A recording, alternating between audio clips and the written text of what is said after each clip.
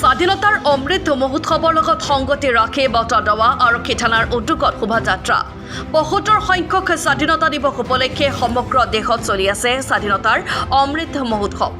আজাদী কা অমৃত মহোৎসৱৰ সৈতে সংগতি ৰাখি হৰ ঘৰ জাতীয় পতাকা শীৰ্ষক শ্লোগান লৈ জনজাগৰণ সৃষ্টি কৰিবলৈ আৰক্ষী প্ৰশাসনেও আৰম্ভ কৰিছে ৰেলী।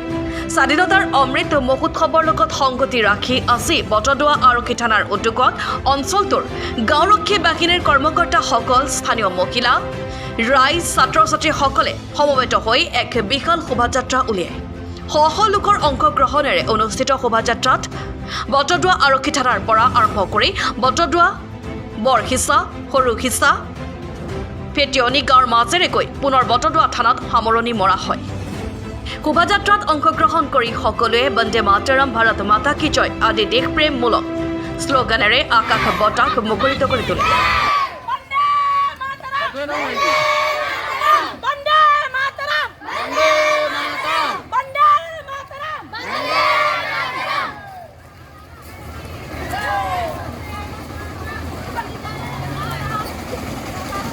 भारत माता की, भारत माता की।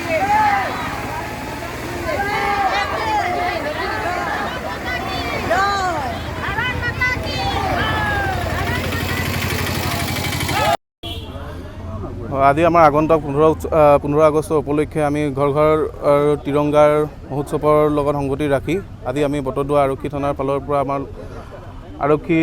পৰা আমাৰ লগতে আৰু আমাৰ মাননীয় VDP-সকল আৰু আমাৰ থানাৰ কমিটিৰ সম্পাদক আৰু আমাৰ লগতে কণ ভাইটি ভণ্টিসকলো আছে আৰু মহিলা সমিতি গোট আমি একত্ৰিত হৈ পেলাই আমি এতিয়া ৰেলী উলিয়াইছোঁ আৰু যিটো ৰেলী আমি বটদ্ৰৱাৰ সকলো অঞ্চলৰ সকলো ঠাইতে আমি গৈ মেলি সকলো সজাগতা অনুষ্ঠান আমি ৰাখিছোঁ। বছৰ সম্পূৰ্ণ হ'ব, এই গৌৰৱান্বিত আমি সকলো যে আমি ৭৫ বছৰ আমি নিজ চকুৰে আমি দেখিম।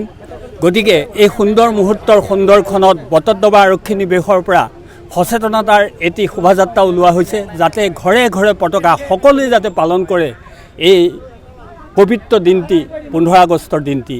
আৰু সেয়েহে বটদ্ৰৱা আৰক্ষী নিৱেশৰ পৰা এইখিনি কাৰ্য লোৱা হৈছে, যাতে সকলোৰে প্ৰচাৰ হয়, যাতে সকলোৱে যাতে পতাকা ঘৰে ঘৰে উত্তোলন কৰিব পাৰে। বটদ্ৰৱাৰ পৰা দিলদাৰ হুছেইনৰ ৰিপৰ্ট, AN নিউজ।